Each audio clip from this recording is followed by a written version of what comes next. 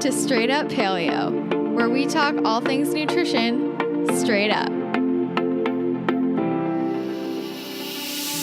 I'm one of your hosts, Christina Rice. I'm a holistic health coach and a nutritional therapy practitioner in training currently living in Los Angeles. I'm also the creator of the health and wellness blog, addictedtolovely.com, and the host of the Actually Adultish podcast. And I'm your other host, Kara Halderman. I'm a nutritional therapy practitioner from Dallas, Texas, creator of careaboutit.com, and co-host of the Low Carb Conversations podcast. In this podcast, we will be discussing all things paleo, health, and nutrition, along with answering questions straight from you. If you want to submit a question for us to answer on the podcast, head to straightuppaleo.com or email us at straightuppaleo@gmail.com. Remember our disclaimer.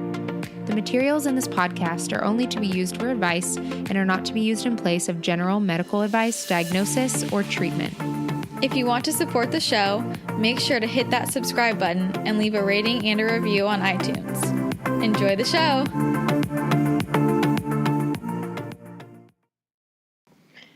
Hey, Christina, Happy New Year. Happy New Year. I cannot believe it's 2018.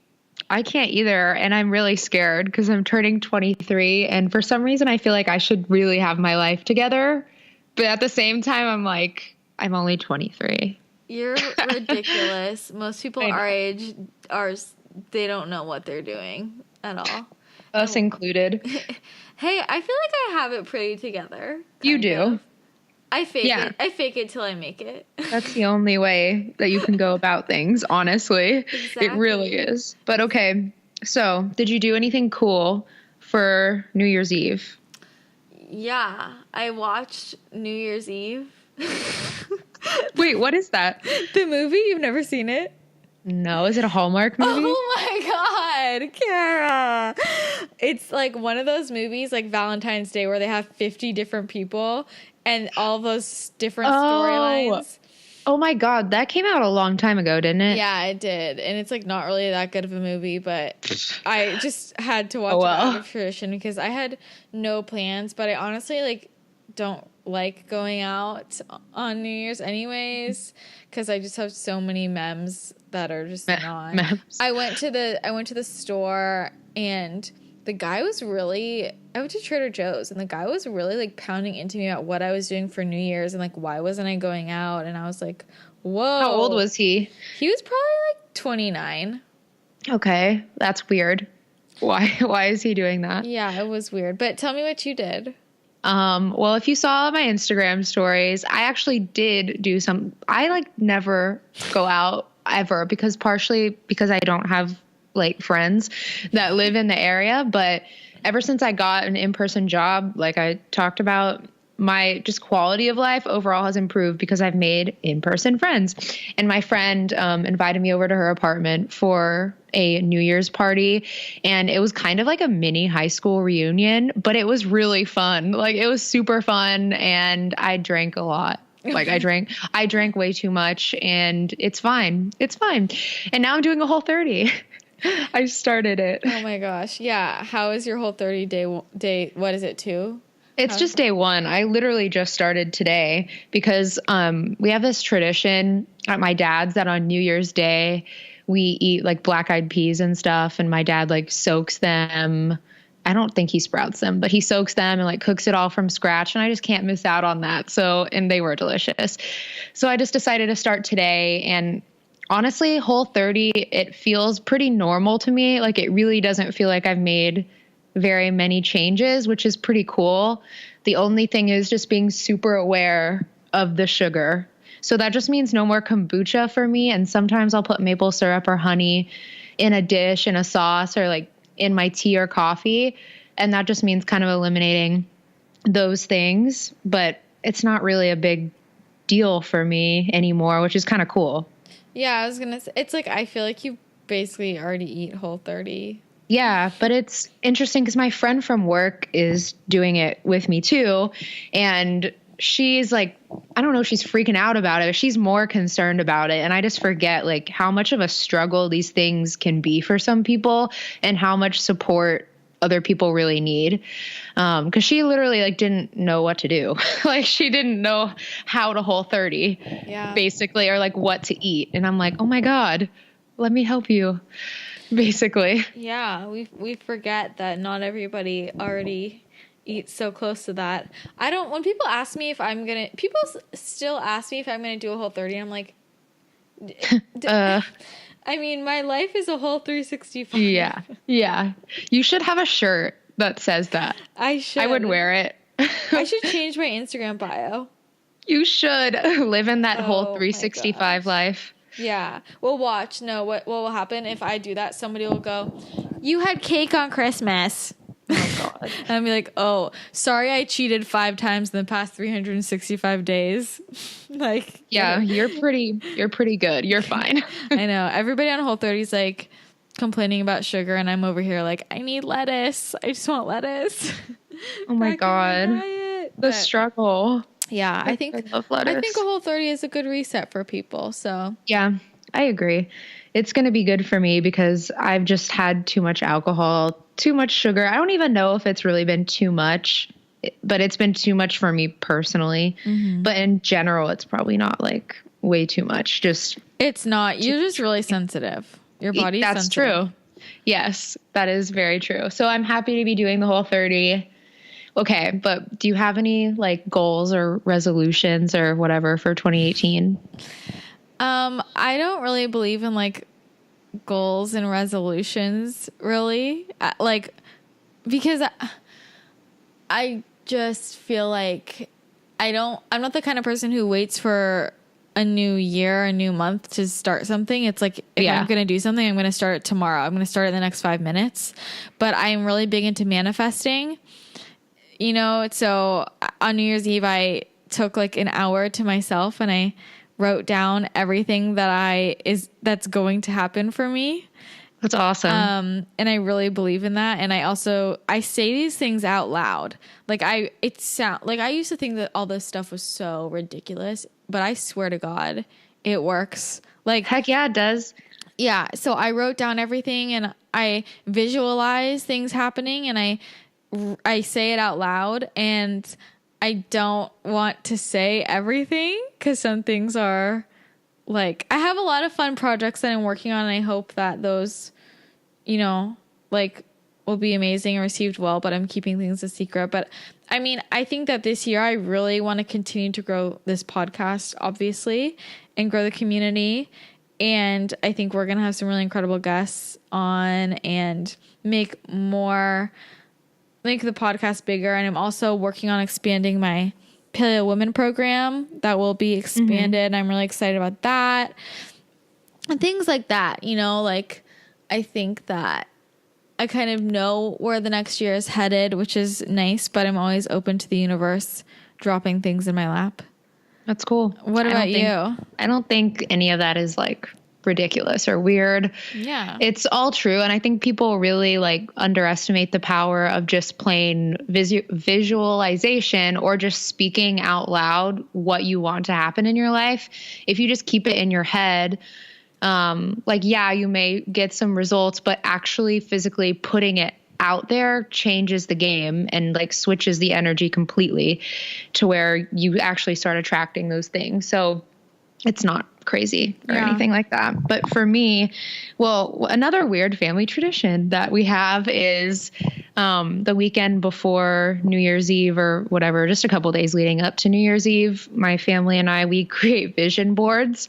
So we did that, and I created a vision board, and basically I don't want to give away like specifics, but it was more general. And a lot of it had to do with this podcast, just like my Instagram and my brand, and finding out who I am and what direction I want to pursue. But also I feel like this year for me is going to be really big with relationships, just maintaining and building relationships and strengthening my social abilities and just really growing as a person so I can serve many other people other than just myself.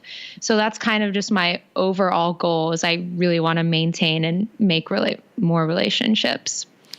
I love that. I think that's a beautiful thing to strive for. Yes, it is. It's really important because I have underestimated the power of people and relationships for so many years. And I think a lot of us do that because we've been burned by people and like we don't trust people anymore and we don't let people in. And that's what happened with me a lot of times. So I was unable to really make friends and have really close relationships. And now I feel like I've just lifted all of those past issues and I'm ready to just trust people again. Well, you shouldn't trust everyone. Duh. But you know what I mean? Yeah. I think it's going to be a good year though. We both have good feelings about it. Yeah. I think it's going to be incredible. And we hope that you guys all have incredible 2018s as well. Definitely. And speaking of human connection, this is actually something that we touched on briefly with today's guest. Today's guest, Dr. Terry Wahls. Woo-hoo. She is so exciting, incredible. And, you know, I feel this is one thing I love about this podcast is we get the opportunity to chat with people that we wouldn't normally get to chat with, people who we admire so much and who are such inspirations. And I think for both of us, Terry Wahls is someone we really, really admire and respect. Mm-hmm. She has done so much for the health community. And if you're not familiar with Dr. Wahls, she is a clinical professor of medicine at the University of Iowa, where she conducts clinical trials. And she was a patient with secondary progressive multiple sclerosis, and she was confined to a wheelchair for 4 years. And she ended up restoring her health using a diet and lifestyle program that she designed specifically for her brain. And now she is no longer in her wheelchair. She pedals to work every day, and she's the author of the Wahls Protocol. I hope that you guys have heard of the Wahls Protocol, but if you haven't, you should absolutely read it because it's a fabulous book and really groundbreaking. And, you know, she's one of the pioneers in this movement towards using dietary interventions, lifestyle interventions to reverse illnesses that people before were just depending on drugs for. You know, it's saved so many people. It's really incredible. Yeah, I first heard of her, actually heard of her like 2.5, 3 years ago. I think that's when her book came out when I was working at the restaurant Picnic in Austin. And my manager read this book called the Wahls Protocol, and it had this picture of a bunch of vegetables on the cover basically. And she was like, oh my God, I just read this book about this lady, like whatever, who had MS and ate 9 cups of vegetables a day and like reversed her life care. You would love this book.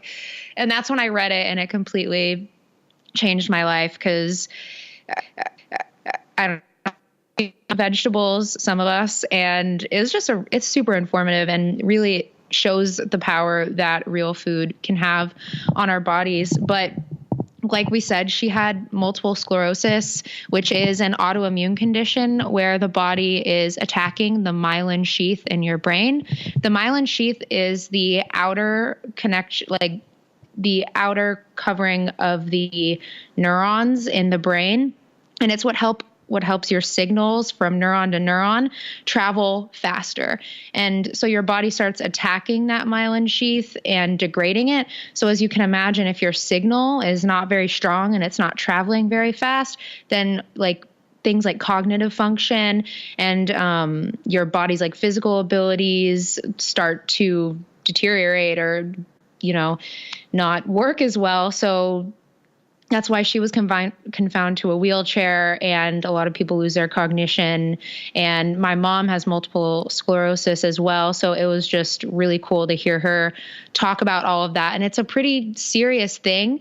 So if you can come back from that, like just using food alone, she didn't use food alone. She did have a pretty awesome supplement regime as well. If you read her book, The Wahls Protocol, she talks a lot about that. But just by using food and supplements, if you can come back from such a serious autoimmune condition like she had, it's pretty great.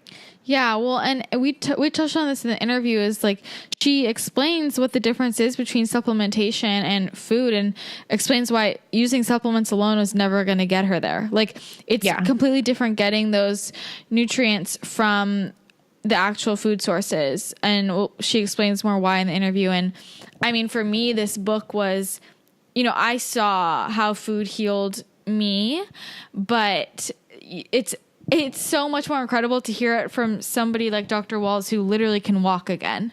You know, like, and she was just her health was degrading, and, you know, people are trying to push medication and all of these other things, and she reversed it, you know, like through food. And I just hope that this gives other people more hope. And she also was kind of the person who, I read this book maybe 2 years ago, and she got me a little bit obsessed with seaweed and organ meats.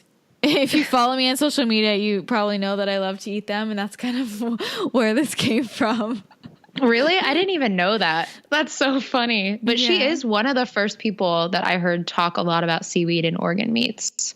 Yeah. I don't know if she was actually the first person, but me, that's the first person. Yeah, for me, she was the first person who, well, when I read this book, it was so similar to how I already ate, and that was the only thing that I was like missing. So I was like, I mean, might as well add some seaweed and organ meats in here.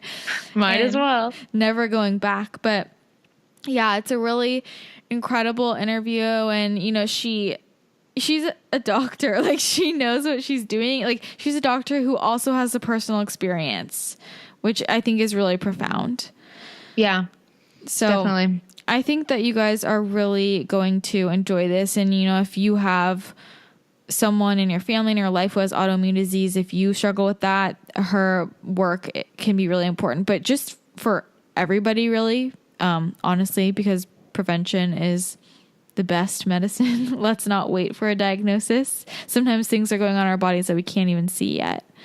So yeah, I'm excited to hear this interview. I was not present for it, so I'm excited to listen to it. Even though, like, you may think that you've heard this message 1,000 times about real food healing, but you will learn something every single time you listen to this message. If anything, it just hits home harder for you. So I really hope you guys like it. Oh, and before we cut over to the interview, just a reminder to join our Facebook group, Straight Up Paleo Pals. We're always chatting about cool stuff in there. And we would love to have you guys in there, talk about the episode. You can just ask us straight up questions, whatever you want, but head on over and join our group. Yeah, and if you have any questions that you want us to answer on our next Q&A episode, please send those in to straightuppaleo@gmail.com, or you can submit them on our website, straightuppaleo.com. We love to hear from you, answer your questions. You can submit general topics or a specific health question, and we are happy to answer that in our next Q&A. Yep. Yeah. All right, you guys. I hope you like this interview with Dr. Terry Wahls. Let's jump on over. Hello, Dr. Wahls. How are you? I am excellent. Thank you for having me. Yes, I'm so excited to be chatting with you. I have always been a fan of your work. I discovered your work a few years back, and you totally transformed my life. And the Wahls Protocol it still is one of my favorite books. So thank you so much for being on here. I would love it if maybe we could just start off with a brief introduction to you. Could you just tell our listeners a little bit about yourself and what you do?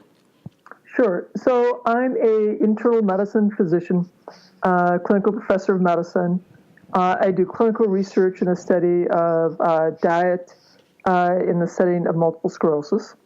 And I have my own personal story of remarkable recovery after years of progressive decline due to progressive MS. That I was able to reverse using a diet and lifestyle program that I created based on my review of the science.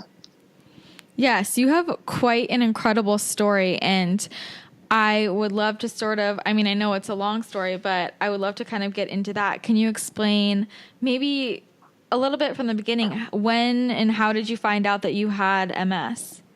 Sure. So I was diagnosed in 2000 because I had developed a new problem with weakness in my left leg, and I was falling. I had an evaluation with MRI of my brain, my spinal cord, spinal tap, and a diagnosis of relapsing remitting multiple sclerosis was made on the basis of a history of visual dimming 13 years earlier in new lesions at the level of my spinal cord. And at that time, I took disease-modifying drugs. I sought out one of the best MS centers I could find that was doing clinical research. That was the Cleveland Clinic. saw their best people, took the newest drugs. And within 3 years, my disease had transitioned to secondary progressive MS. And at that point of the illness, there's no more spontaneous recovery. You can expect a steady decline. I was switched to mitoxantrone, then I switched to tizabri, but continued to decline. In fact, I declined for the 7 years total. And once I was in the wheelchair, I started reading the basic science for MS, for Parkinson's, Alzheimer's, Lou Gehrig's disease, ALS, Huntington's disease, and would begin to experiment at first using vitamins and supplements. My Cleveland Clinic doctors told me about the paleo diet, and after being a vegetarian for 20 years, I went back to eating meat. But, I continued to decline. And then in the summer of 2007, so 7 years after being initially diagnosed, I discovered the Institute for Functional Medicine, took their course on neuroprotection, had a longer list of vitamins and supplements that I was adding. And then at the very end of 2007, I had a big aha moment. It's just like, well, I should redesign my paleo diet to stress the things that I was taking in pill form to get it from the food. So I created a highly structured paleo diet that was emphasizing these key nutrients. And I started that at the very end of December of 2007. So at 3 months, I could walk, and I was beginning to walk without a cane. At 6 months, I was walking quite comfortably without a cane. At 9 months, I could bike around the block, first time in 6 years. And then at 12 months, I was able to do a 20-mile bike ride. My chair of medicine called me in, and he gave me the job of getting a case report written up, which we did. And then after I got that done, he called me back and said, okay, now I want you to change the focus of your research and test whether or not others could implement this. And if they do, is it safe, and what is the effect size? So we wrote a little grant, got funding, and we did that first pilot study, which we're then able to use to as our preliminary data for the larger studies that we're doing now. And obviously, it changed the way I practice medicine and is beginning to drive the way research is done for dietary interventions for MS. Yeah, it's truly quite remarkable. I mean, at the time when you were first, researching this and when you tried this out yourself, was it even popular to try and even use dietary interventions? Was this unheard of? No. That was completely resisted. Swank was a neurologist who, during World War II, observed that people who were on a low, without butter, without eggs, had a lower rate of cancer, lower rate of heart disease, lower rate of MS. And he attributed it to the lack of butter and eggs. But we should also know that same time people couldn't get sugar. So more recently, people are saying you could make the same claims that it was all about removing the sugar from the diet. Yeah. So he advocated a low saturated fat diet. No one's done a prospective study. We were the first ones to have any published prospective data. That's amazing. So when you first put this out there, how did the community respond to this? Was it hard to get people to buy into it, or? Well, at the very beginning, I called our local organic grocer and pitched the idea of doing some public lectures, which we did and was very, very popular. And then I started doing lectures for the community college and some regional lectures. The local MS Society wanted me to speak for them. I ended up being interviewed by the Clinical Advisory Board, who banned me as a speaker because I was creating false hope. Oh my gosh. Yeah, so I just let it roll off my back, and I continued lecturing where I was invited. Then I had that TED Talk that went viral. which has almost 3 million views now. I got my book deal. We published that. Then the MS Society saw that there's this huge interest in social media about diet and lifestyle. So they had a wellness conference and decided to reprioritize diet and lifestyle research and put out a call for dietary research. And we are one of the sites that got funded. And we are doing a study comparing the Swank diet and the Wahls diet to see how well it treats fatigue in the studying of MS. Interesting. So you're doing that right now?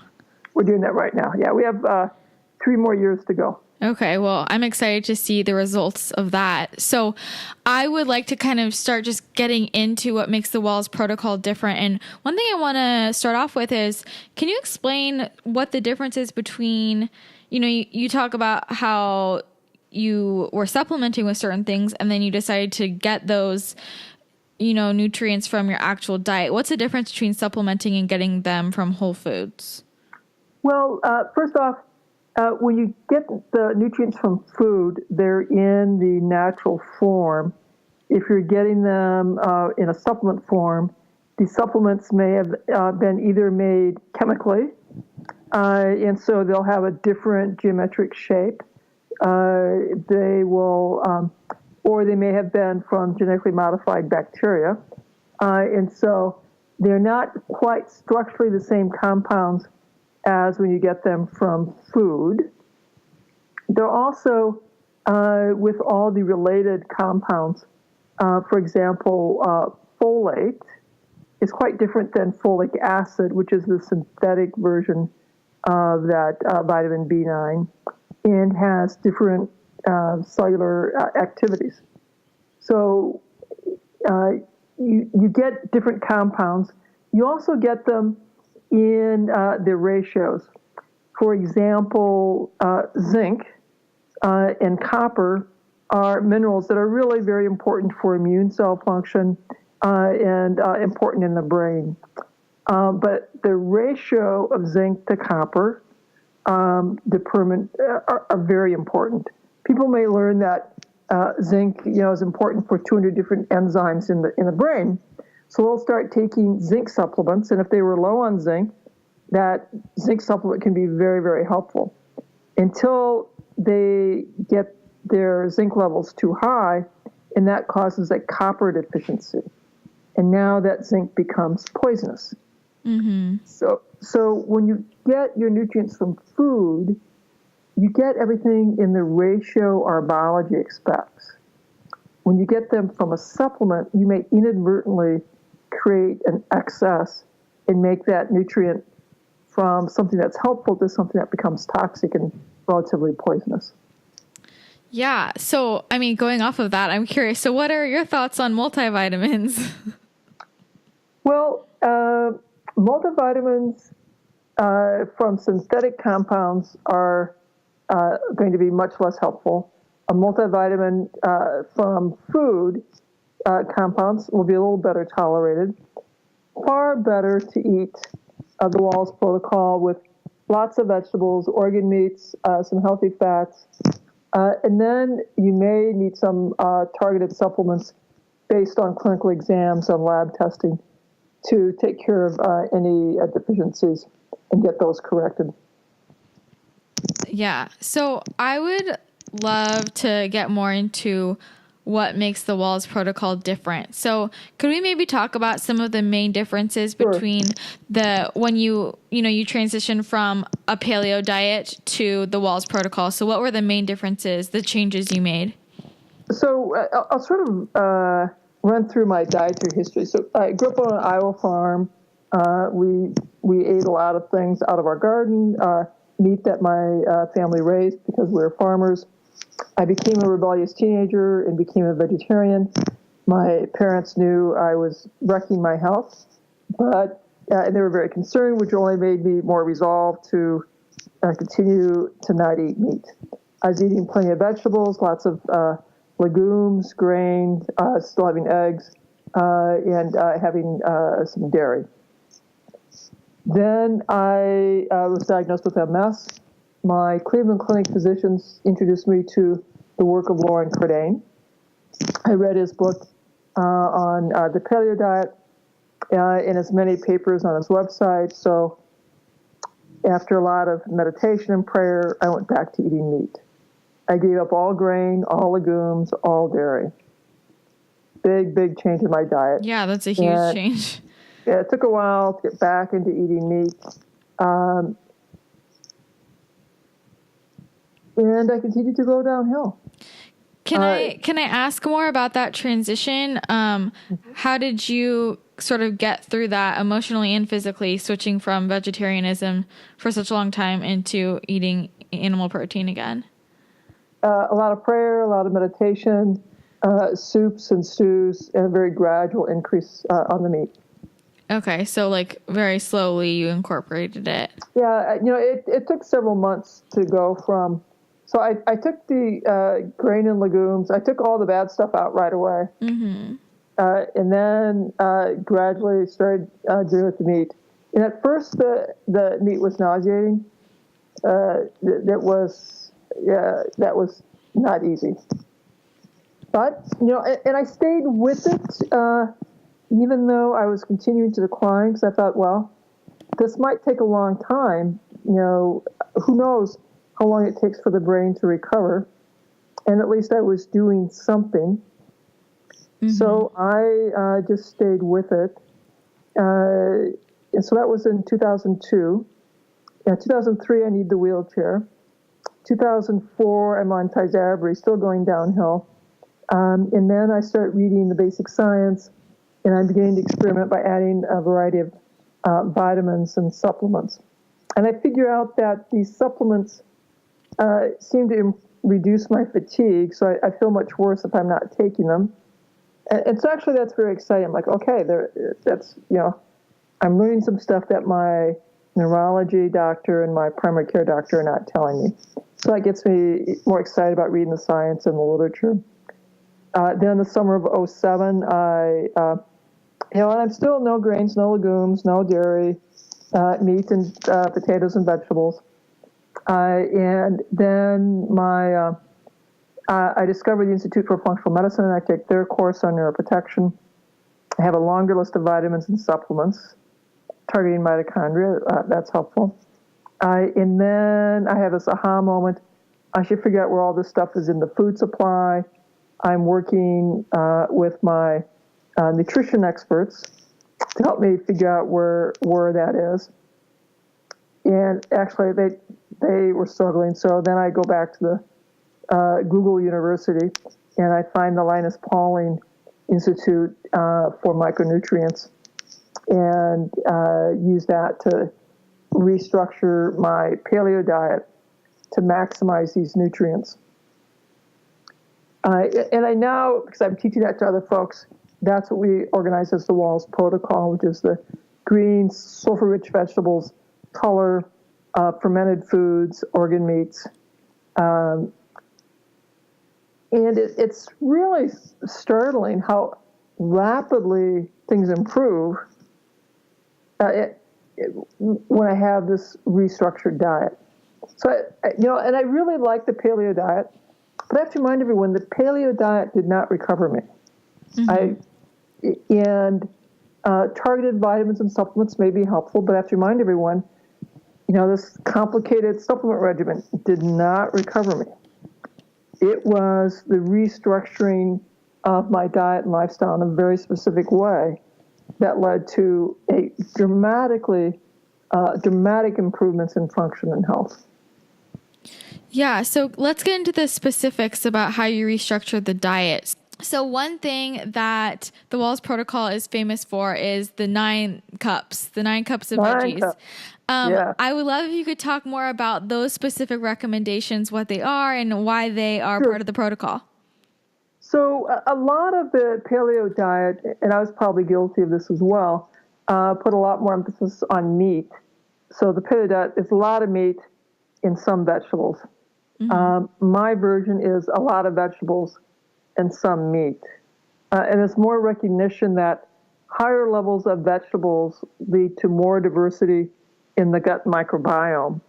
And right now, you could probably go to pubmed.gov, put the terms microbiome and whatever health concern that you have, and you'd probably find some very interesting research that's showing that there's a different microbiome in that disease state versus the healthy state. So, and I structure these 9 cups in a very particular way. I want 3 cups of green leafy vegetables, things like kale, turnip greens, dandelion greens, spinach, Swiss chard, romaine lettuce, parsley, cilantro. The greens are great sources of carotenoids, and they're very good sources of magnesium. Magnesium is the central ion of chlorophyll, much like iron is the central ion of hemoglobin. And the greens are a great source of vitamin K.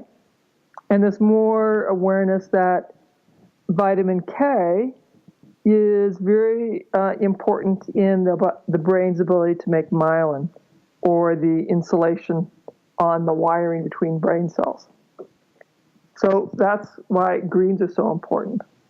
Next thing that I think is really important is the sulfur-rich category, and that's the cabbage family, onion family, mushroom family of vegetables. The sulfur is used by the body as part of the process that we use to process and eliminate toxins, heavy metals, plastics, pesticides, herbicides, medication, and the internal byproducts of our own biochemical processes. And sulfur is a very important part of that process. We also use sulfur to make something called glutathione, which is a very potent antioxidant for our cells that helps protect the biochemical processes in our cells. And sulfur is important in the generation, making of a number of the neurotransmitters. Then the third category are the deeply pigmented or deeply colored. This has to do with pigment or color is a good marker for antioxidants. And I try to make this very simple. If when you cut through a piece of vegetable or fruit, if the pigment goes all the way through, then it's colored. So a beet, carrot is going to be colored. Berries will be colored. An apple, red on the outside, white on the inside, is not part of that colored category for that reason. And I use 9 cups because that crowds out a lot of bad food. Yeah. In my clinics, I at the VA, we're mostly men, and so it was 9 cups of vegetables, 3 cups of greens, color, sulfur, and the guys would say, like, is that per week or month? Oh my gosh! No, that's per day. Now, if we have very petite individuals, and we have people in our studies that are only 4 foot 10 inches tall, and for them, I'd say yes, maybe 5 or 6 cups is enough for you. We want you to have sufficient protein, and that's like 2 palm sizes of meat or fish, and then vegetables, green, sulfur, color, 9 cups, or proportionally what you can eat without overeating and feeling uncomfortably full. So 2 palm-sized portions of protein per day? Correct. I also wanted to, so going back to the colored vegetables, I mean, one of the things that the Wahls Protocol is incredible at is addressing autoimmune diseases. And I know, for example, the autoimmune protocol, they eliminate nightshades. What is your take on nightshades, and should people with autoimmune disease eliminate those? So it will depend. And what I've done, the people who write the autoimmune protocol are, so let me back up. In my protocol, basically I have 4 different versions. I have levels 1, 2, and 3, and then the Wahls elimination diet. Mm-hmm. So it depends on your health issues and your goals as to which level you're going to follow. I do note if you have rheumatoid arthritis, you'll almost certainly need to eliminate nightshades. And in my clinics, 80% of our folks did very well just on the level 1 diet and were able to continue their nightshades. But if you have rheumatoid arthritis, you probably need to remove the nightshades. If you have inflammatory bowel disease, you may need to eliminate the nightshades. If you have an autoimmune problem, that does not go away with going gluten-free, dairy-free, egg-free. Then the next step is to go ahead and take out the nightshades. If I put people on the autoimmune protocol, the Wahls elimination diet, step 1, many people struggle so much that they just give up and cannot do it. So I prefer to work with the individual, find out what they're willing to do as their initial step. And depending on the condition, just going gluten-free, dairy-free, lots of vegetables may be enough. So if somebody includes the nightshades in their diet and they don't feel any symptoms, you would say go ahead and include them? Because I think there's been a lot of controversy right now in the community because there's quite a few people saying that everybody should be avoiding nightshades and we should be avoiding all lectins and all of this. And I think it's making some people afraid of the nightshades.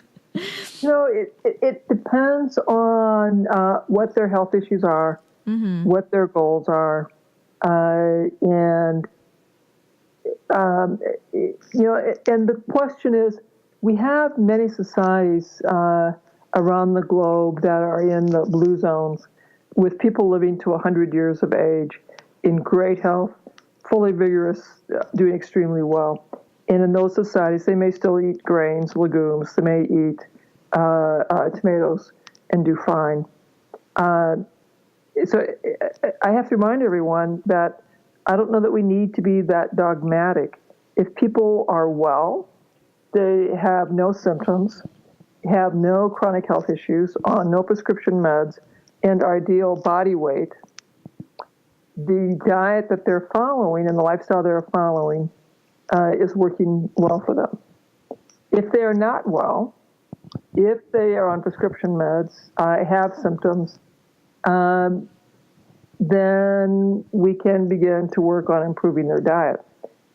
I always want to work with the individual to find out what their goals are, what they're willing to do, and work with them. Now, that individual may want to go gluten-free, dairy-free, nightshade-free, and that's fine, but they may not be willing to do that as their first step. Far better to work with that person, identify what is the first step that they and their family can do, and go on this journey together. Yeah. I think that most of the people listening to this are probably already eating a paleo diet or pretty similar to it. So they've taken some of those first steps to eliminate, the major offenders like gluten and dairy and grains, legumes. I'm curious, are there any vegetables or fruits that you recommend people avoid? Well, I think it's really important to listen deeply to your own experience. Mm-hmm. I really like eggplant, but if I have a very small amount, I do fine. If I have more, even more than half a cup, I'm likely to have a little heart racing. If I have fresh tomatoes with basil, when my heirloom tomatoes are coming in, I can have that once or twice a week, and I'm fine. If I have it every day, I'll begin to have problems with some more neuropathic pain. So I will have that on an occasional basis, and I do fine. I think if we listen deeply to our bodies, we can get some guidance. Mm-hmm. I have seen not many, but I have certainly seen people in the paleo community develop orthorexia, so that they become so fearful of food that they've lost the ability to socialize with family and friends because they no longer know what's safe to eat. Yeah, I agree. And that's why I like that the Wahls Protocol is so much about inclusion, what we should include and emphasize. So I really appreciate that. I would like to talk about sort of the difference between the different levels of the Wahls Protocol. Can you explain the difference between the Wahls, the Plus, and the other versions? So the first level is about being gluten-free, dairy-free, 9 cups of vegetables. And I created this level so that people who are vegetarian or vegan for their deeply important spiritual beliefs can do so as vegetarian or vegans. And I give them instructions on soaking the grains and legumes to reduce the lectin content and staying gluten-free. Can I ask you really quickly, could you maybe just explain in terms of the vegetarianism and veganism, why nutritionally that doesn't really work the best for optimal functioning of our bodies? So I want to point out that any diet that we follow, whether it's vegetarian, vegan, paleo, ketogenic, done improperly is going to lead to nutritional deficiencies. And each version of our diets has a different set of risks. Mm-hmm. So the vegetarian and vegans, they're going to be at risk for developing B12 deficiency, protein deficiency, mineral deficiencies. They'll also be at risk for having inadequate levels of omega-3 fats and excessive levels of omega-6 fats. Now, they can address and reduce these risks by monitoring their B12 levels and their homocysteine and taking the appropriate supplements and monitoring their fatty acid ratios and taking fatty acid supplements, omega-3, omega-6 supplements as needed. They can reduce their lectin exposures by soaking the legumes and grains, sprouting them overnight. And so that's how to make the vegetarian and vegan diet safer. The paleo eaters, we can get ourselves into trouble by eating lots of meat and not enough vegetables. And so we don't have our microbiome can be compromised. And I certainly know plenty of paleo eaters who succumb to all these very yummy, delicious paleo desserts made with carbohydrates that are not grain-based, but still have a lot of sugar, white flour, fructose in them. So they can end up having high glycemic, starch and meat and not many vegetables. All of that meat increases the stimulation of something called mammalian target of rapamycin, which increases the risk for benign and cancerous tumors. And all that meat still stimulates high levels of insulin, which can still put you at risk for inflammation, for autoimmunity, and for early dementias. I'm curious, can you talk more about the role of starchy carbohydrates in fruits in the diet? So as you go from level 1 to level 2 to level 3, the amount of carbohydrates are steadily decreased. And I'm encouraging people to go to a more low glycemic index diet. When you're at the level 3 diet, we're trying to get you into ketosis. And so instead of 9 cups of vegetables, it's 4 to 6 cups of vegetables. The starchy vegetables are not cooked, but they're consumed raw. And the fruit is restricted to perhaps a half cup of berries a day. Okay. So, well, I'm curious, what do you think is more of a risk factor, having too high of a diet in carbohydrates or too high in protein? Well, there's definitely hazards for both. My preference is sufficient protein and sufficient carbohydrates so that you have plenty of what we call microbial accessible carbs for your microbiome. Mm-hmm. So for level 3, like that's a ketogenic state. So who do you recommend does level 3 of the Wahls Protocol? So the people that ketosis diets were designed for originally were children with seizure disorders. And then Dilantin, an anti-seizure medicine, was approved, and the ketogenic diets fell out of favor. Then in the 1960s, as there's more recognition for children who had terribly severe seizure disorders that could not be controlled with multiple drugs, the ketogenic diet again reemerged as a very helpful tool to get control of the seizures. It's now also been studied as a tool to treat brain cancer, other cancers, breast cancer, lung cancer, colon cancer, head and neck cancer. It's been very helpful there as well. It's being studied in the setting of polycystic ovarian disease, Alzheimer's, some mental health disorders as well. I've studied it in the setting of MS. There's some other researchers studying it in the setting of MS as well. Is there anybody who you think should not be following a ketogenic diet? Yes. If you're trying to have children, either as the mom or the dad, I would not do that.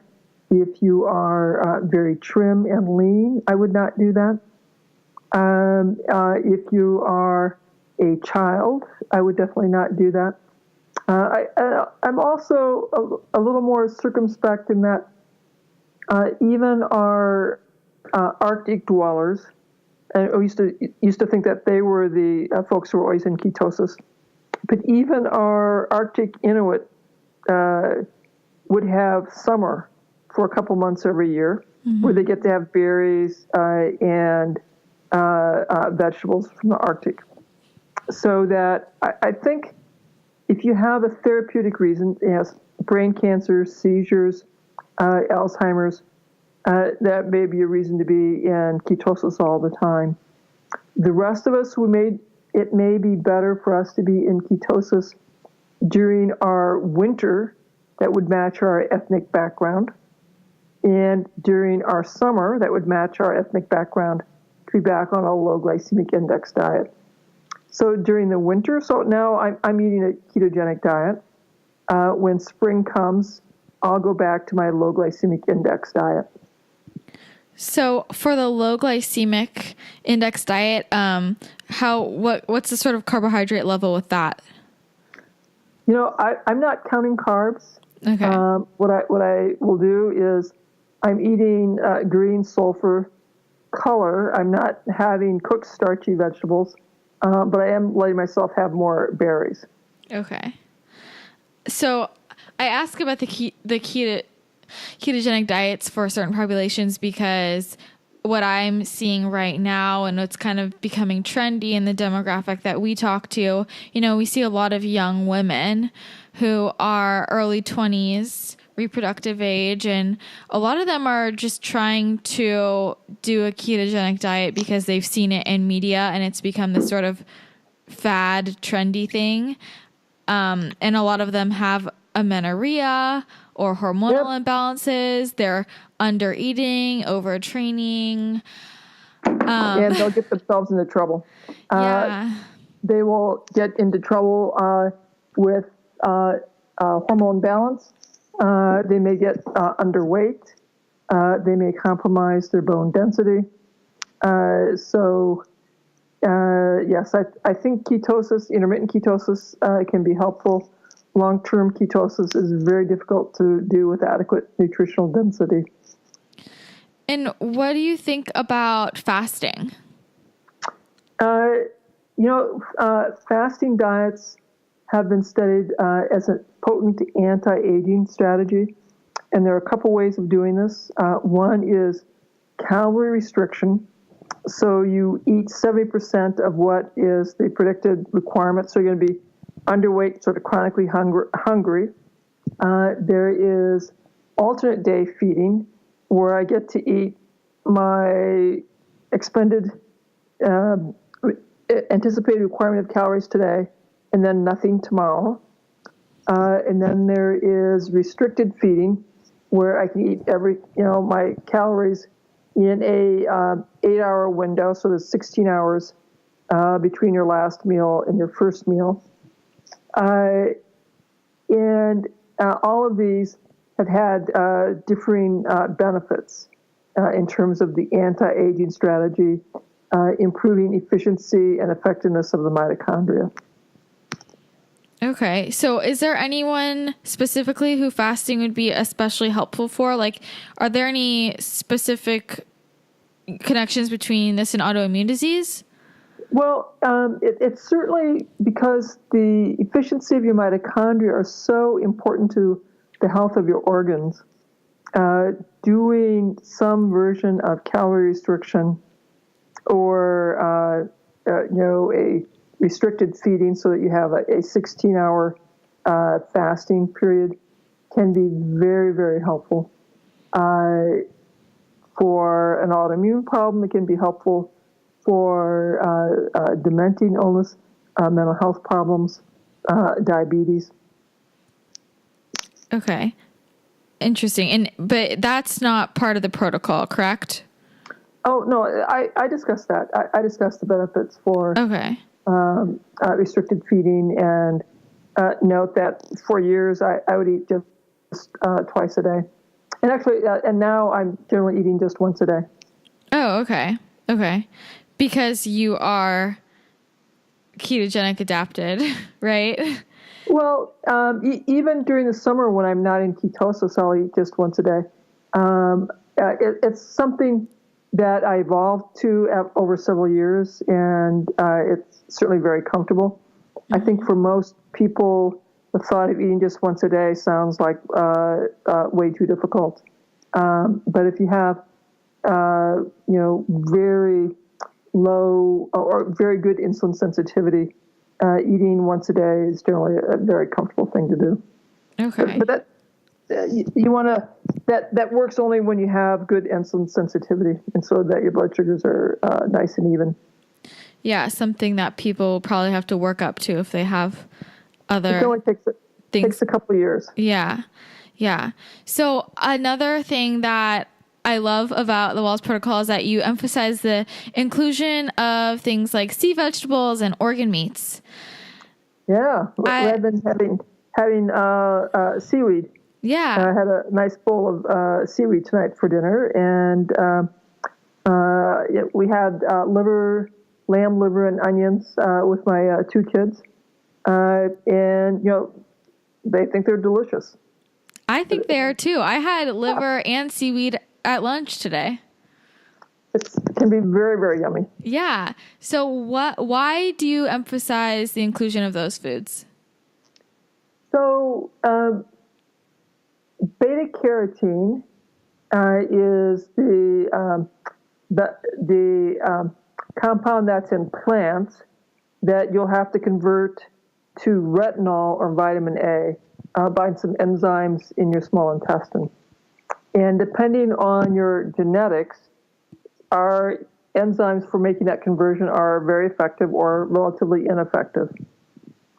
If you are ineffective at that, then you don't have enough retinol, and you're more likely to have problems with cell differentiation, so higher rates of cancer, more problems with your immune cells, more problems with your retina. And so I tell folks who have an autoimmune disorder, have a malignancy, have a infection or immune problem, that could be an indication that you don't have enough retinol on hand. So liver a couple times a week is your friend. Cod liver oil is your friend to be sure that you have some pre-made vitamin A. Amazing. So, and then what about the sea vegetables? Sea vegetables are a great source of iodine, selenium, trace minerals, and we need these minerals to run the enzymes in our bodies. Most of us are not using much salt. We have only sodium chloride, but sea salt will have more of these minerals. Seaweed will have more iodine, selenium. And many of us are short on our mineral status. So just including seaweed, seaweed salads, adding seaweed to your stews and casseroles can be a very, very helpful at improving your mineral status. Yeah, so just for the everyday person who maybe doesn't have any major symptoms or, autoimmune disease or any other serious conditions, what do you recommend for them? Would that be like a level 2? Do you recommend this for just everybody? I would start with level 1. After you've done that for a couple of weeks, then move on to level 2 and just stay at level 2. Okay. That's a good bread and butter version. And for people who are doing level 3, would they still be doing the 9 cups? They probably have to do only 6 cups. So they'll reduce their carbs down to 6 cups. Otherwise, they'll have a hard time getting into ketosis. So even the non-starchy vegetables could be affecting that? Correct. So they have probably 3 cups of greens, 2 cups of sulfur, and 1 cup of color. Okay. Excellent. Well, I do want to talk about some of the other lifestyle factors that I think are really important. So I know that, this diet was incredible for you and really helped transform your health. And what other aspects of your lifestyle did you adjust that really helped to, put some of your symptoms into remission? So I went back to a daily stress-reducing practice. So meditation, mindfulness. I also like doing an Epsom salt bath several times a week, paying more attention to sleep with the goal of getting 7 to 9 hours of sleep every night. I was always very good at maintaining my daily workout, even though I had to keep making it smaller and smaller because of the MS. Mm-hmm. So I maintained that daily workout, getting outside so I'd have exposure to sunlight. And having nurturing social connections with people. We are very much social creatures, and so having these social connections are also very helpful. Yeah. I'm curious more about your exercise routine and what you find is best for optimizing mitochondrial function and just overall brain health. So you want to maintain stretching, strengthening. If you are able to tolerate a high-intensity interval training, that's also good, but you need to have medical clearance for that as well, and balance training. And so I do some of all of that every day, and during warmer times, I bike to and from work. Now I'm into swimming instead of biking. Yeah, I think a lot of people forget about swimming. And it's such a great form of exercise. Yeah, no, it's a lovely, lovely form of exercise. So what is your strength training regimen like? Well, I do free weights and body weights. I also have a vibrating platform by VibraPro that I'll do body weight exercises on as well. And that gives me a little more gravitational force on my skeleton, which is good because having MS, I had many years of high-dose steroids, so I have osteopenia that I am working to slowly correct by doing the vibrating platform exercises. Yeah, I've always wanted to use one of those. They look so fun. Yeah, they're very nice. Do you incorporate sauna into your routine? Yeah, I'd say 5 days a week. I'll do a infrared sauna as well. Oh, okay. Can you explain what some of the benefits are of that? So the infrared sauna, sweating is a great way to detox.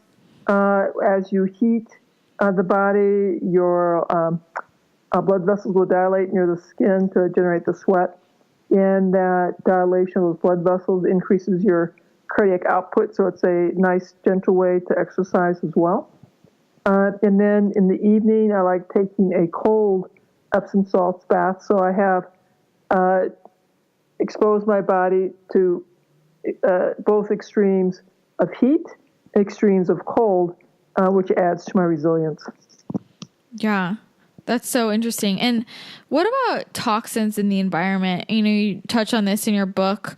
What are some of the major sources of toxins in the environment, ways that people can sort of minimize that exposure?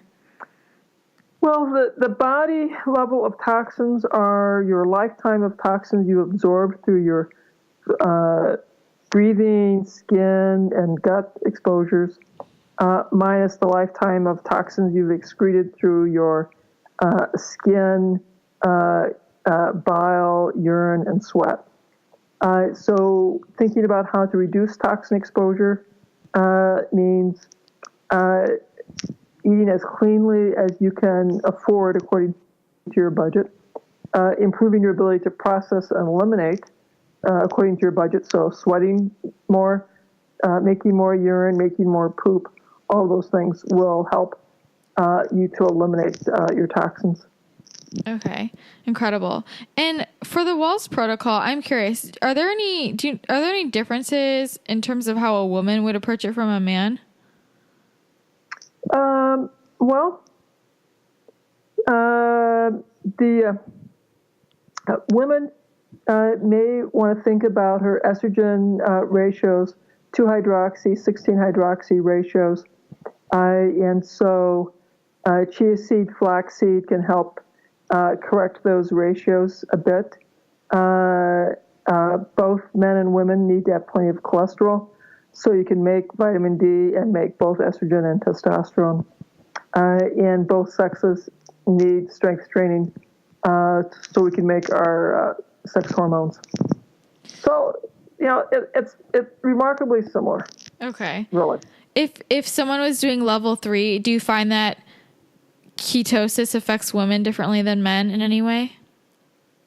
Well, if women are trying to get pregnant, ketosis will be a problem for that. And they're more likely to run into trouble with amenorrhea. But ketosis can get men into trouble as well in terms of hormonal balance.